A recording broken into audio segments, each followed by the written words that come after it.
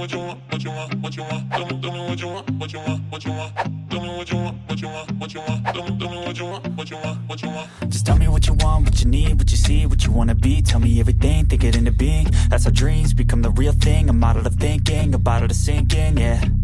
I've been coast to coast around this whole globe. I've seen a lot of hope, yeah.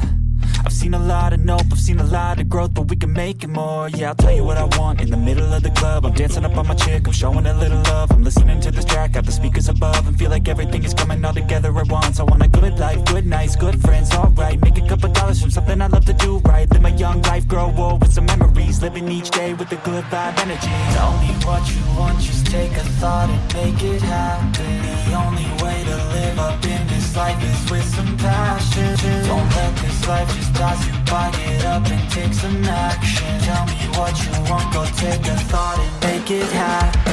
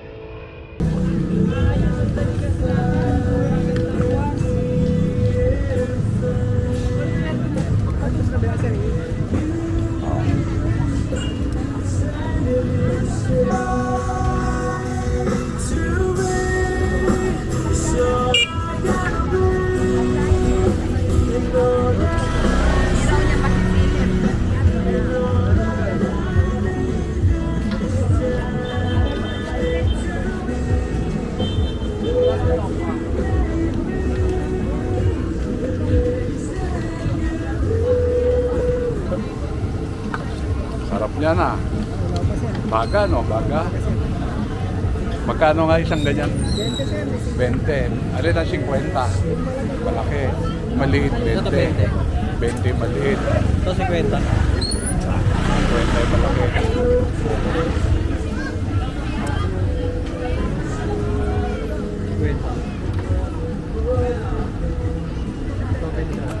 Walang dagdag to, ya? Yun, may dagdag pa. Dagdagan mo, yan. Yun. Tapos bubuhusan na suka. Ayos.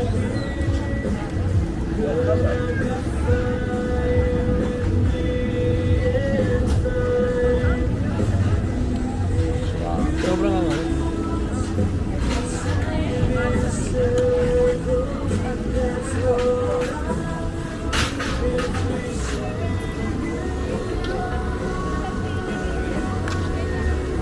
Ilang oras pinapa yan? Sa mantika. Ha? Pero luto na siya dati. No? Timplado na ngayon, ikuha na lang. Piprito na lang bako.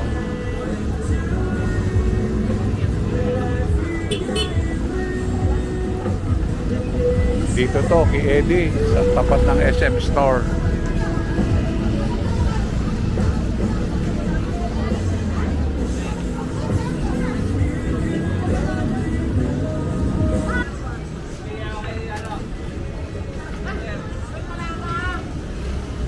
Magkano?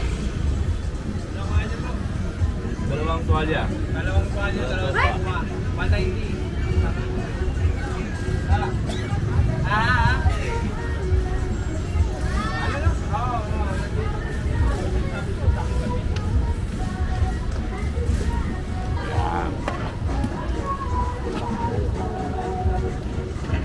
Ito ang masarap na lugawan dito sa may Quiapo, malapit sa SM Store. Anong kali to? P. Gomez. P. Gomez saka Ridalgo. Hidalgo, yun. Kailangan ko palit.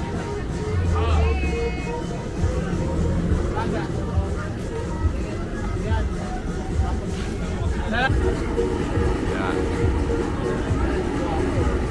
Itlog ng pugo. Magkano naman? Isang piraso, 5 piso.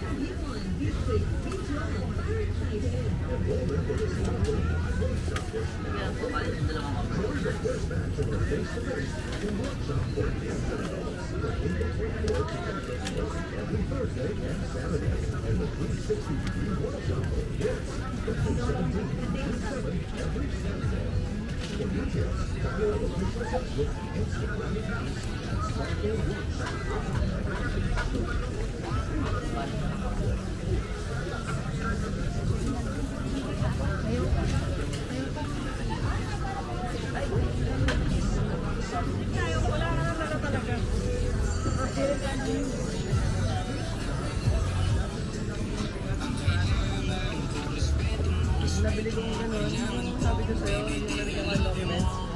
Hindi na yun, di ba? Ako binili yun. Kung ikaw ay right, Binili ko, akala ko ayos kasi ano eh, malaki aking misyon, baby, down ka ba o what? Kung ayaw mo na merong kukuha dyan sa iyong spot. May gusto bang pumalit sa'yo, sagot ko dyan alat. Pag ika'y umiwala lang masasabi ko bigla.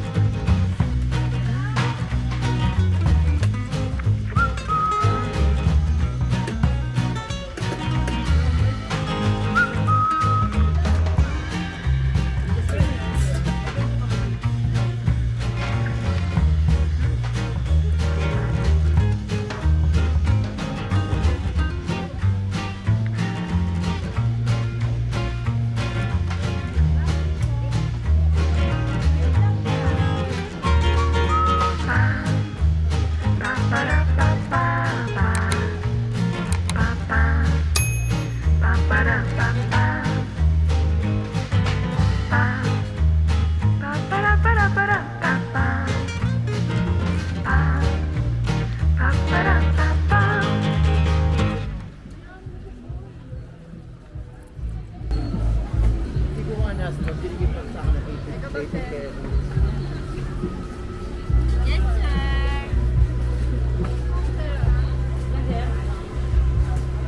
Paano?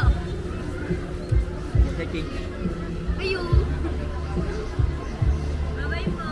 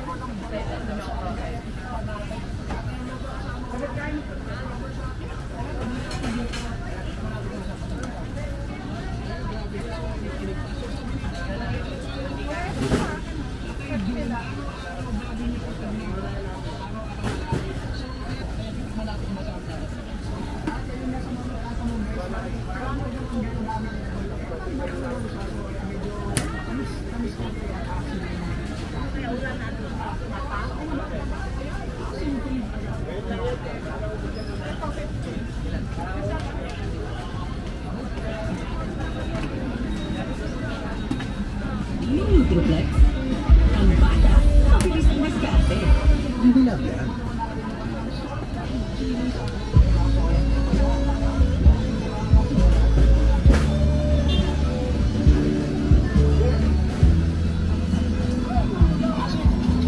At yun nga para sa akin, sobrang enjoy ko talaga itong mango may ate Joey kasi grabe asim overload naman talaga. Tsaka kahit hindi ka mag-taste feeling mo mag-really ka dito. At syempre ang pinaka-nagdadala talaga dito ay alamang na sila mismo.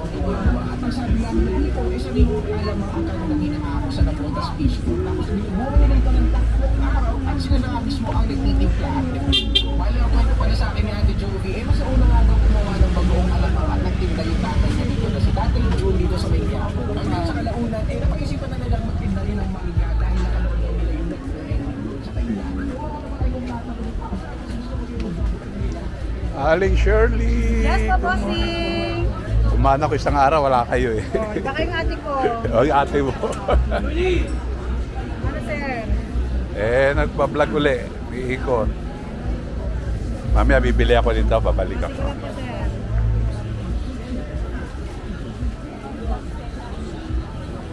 Eh, yung vlog sa mga lugar.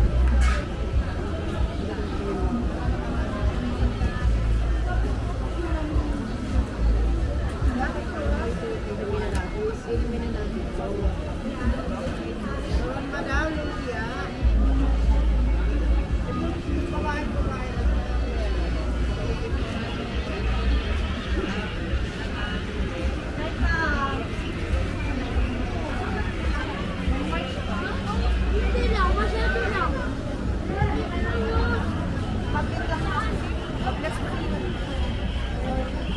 Chip lang, sir. Ate, kuya, kain tayo. Ano, isa ka?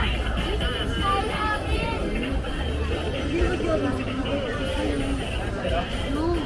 Tayo na, Ben.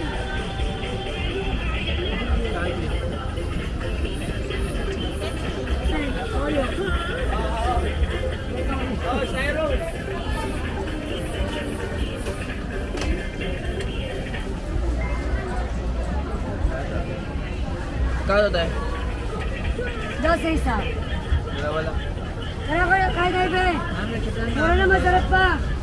Hindi ko sa likod, oh. Sige. Samdi siya, just kaya Ben, ganyan Dalawa, sir. Ayaw mo ikaw lang, sige. Aparo.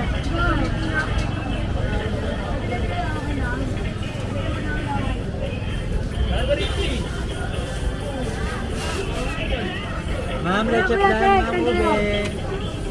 Mura na masarap pa, malinis pa.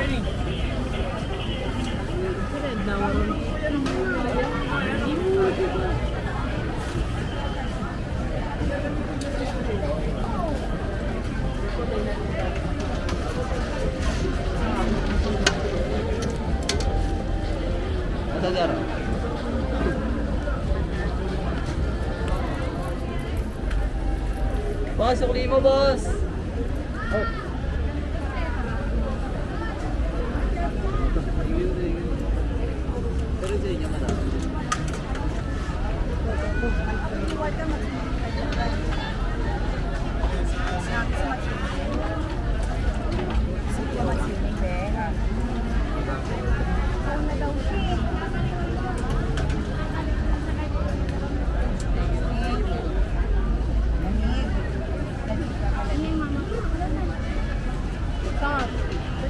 Ay, dalawang tayo.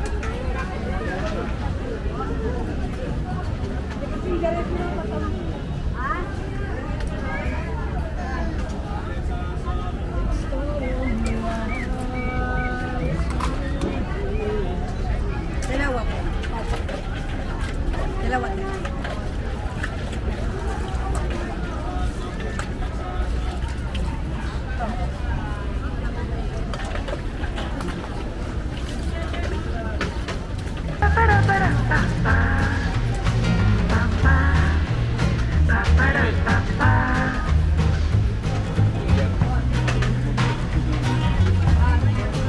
Kuya, magkano yung ganyan? 100.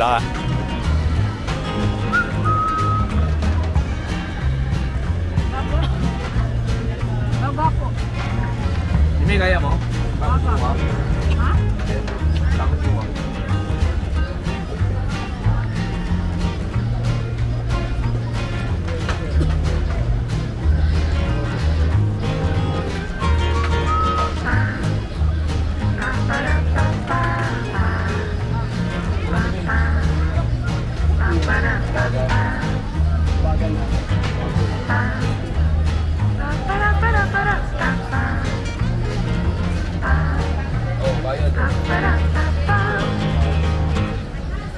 Baga, kuya.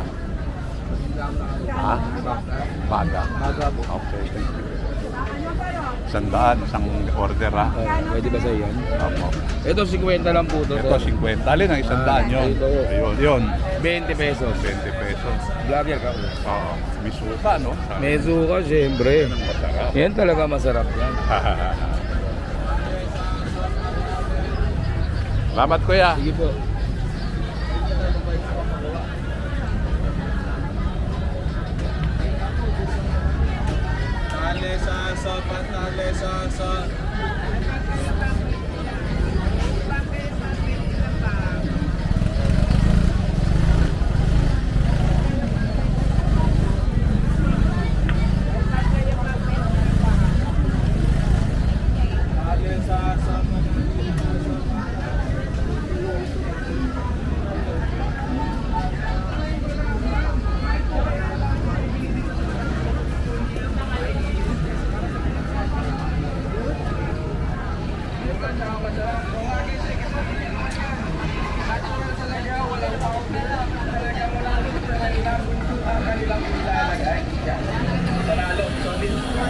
Thank you.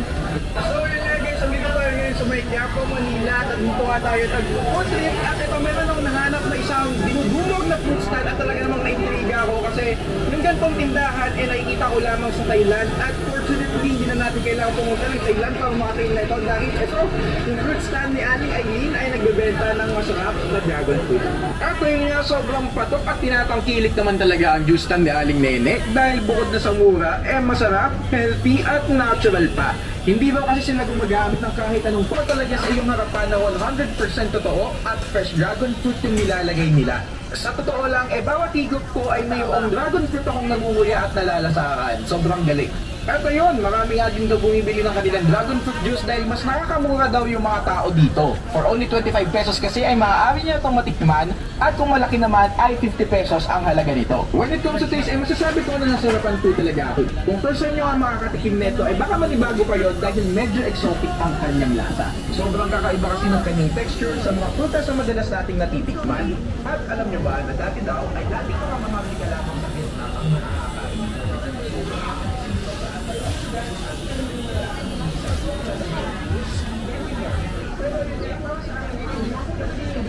Gulay, gulay, gulay. Pesos na lang. Libre na palagay. Tempered glass 50 pesos na lang. Libre na palagay. Tempered glass 50 pesos na lang.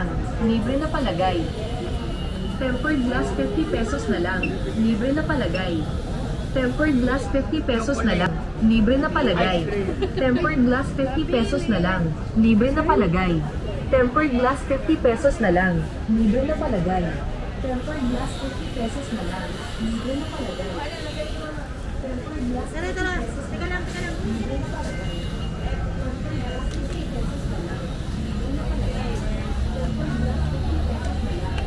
Tempered glass, boss.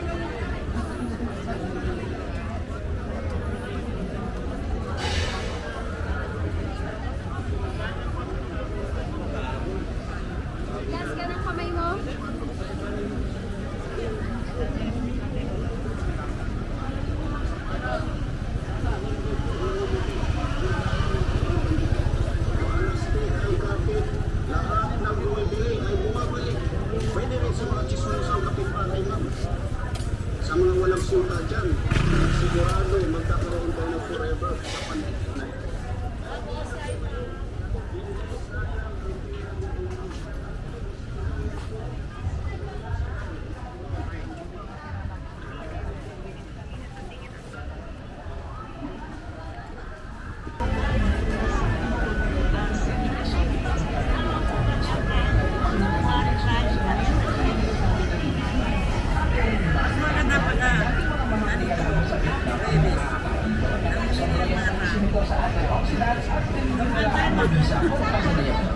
Kuya King Yarn, pero para sa akin ay hindi kung talaga yung juice na yun, sobrang linis sa kanilang pagkakagawa. Quality at masarap din. Yan lang ang taste na. Sa pasunod daw sa mga kapag yung hinatikman, kung nakakita, sa kanya siya, balikan naman pinagkakagulong Dragon Fruit Juice dito sa Quiapo, Manila. And yes, kailangan na nga magmadali. Dahil alam niyo ba na hanggang ngayong November lang ang season ng prutas nito. Kaya naman baka ako ang kakaiba, sulit at sobrang healthy na Dragon Fruit Juice. Dito tayo ngayon sa may Quiapo, Manila at ngayong araw ay hahanapin natin ang sikat na sikat na nagtitimula ng fruit shake dito sa may Quiapo. Kasi narinig ko na dinarayo daw talaga ang fruit shake stand na ito dahil 100% na prutas ang kanilang ginagawa. Walang powder, no preservatives, lahat. Bali mga pala ang legendary fruit stand ni Aling Meme na makatagpuan lamang sa Hidalgo Street, nasa Miranda, Quiapo, Manila. Madali nyo nga lamang itong makikita dahil sa may tapat na sa mismo na simbahan ng Pao Nazareno at sa mga legendary mo talaga ng fruit stand na ito. Dahil pag-alaman ko na higit 30 years na pala silang nagtitinda dito sa Quiapo. At ito nga nakikita natin na katuwang na niya ngayon ay ang kanyang anak na si Ate Patty. Di ba ang tindi? Third generation na. Kasi aning Patty, yan baka may pending kaya. Tatanungin ko lang, ma'am, bakit po kayo nakadaming bumibili dito sa vlog?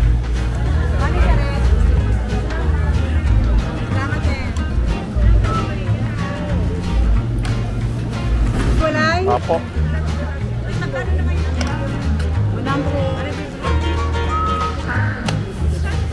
Yes po. 60 po ang tata.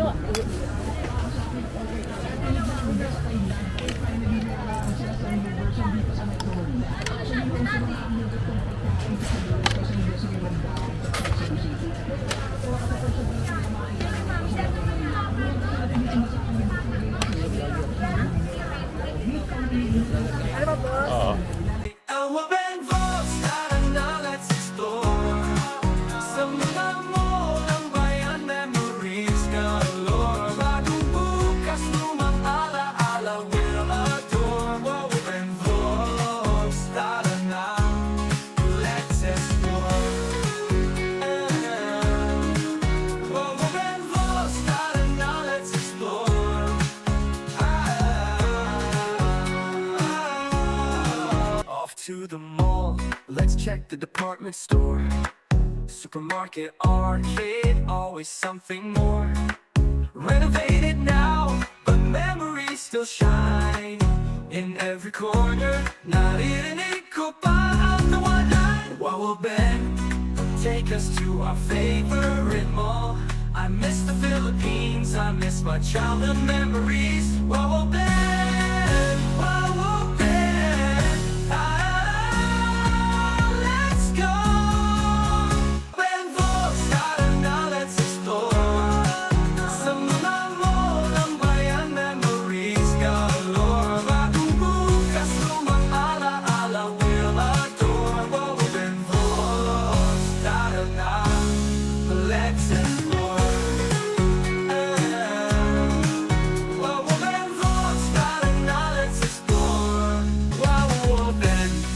Online friends, Chick Dochi and Edlin, oh my supportive diba. Ursula, oh Ursula, ikaw ang noisy star, ang galing mag-English, ikaw ang bida sa chat. Kakarating lang ni Julia, galing atas sa La Pacha, Sinamoro at Ivan Reyna for school. Perky F and CJ Walks, let's start the premiere now.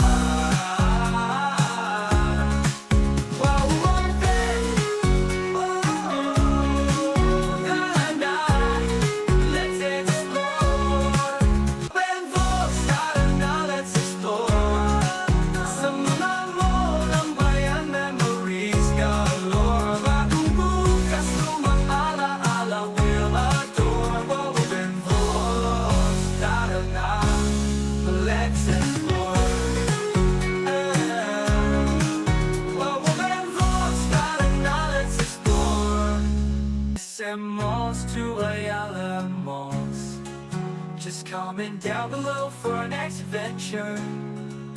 Don't forget to like and subscribe. Tara na, sama na, let's go.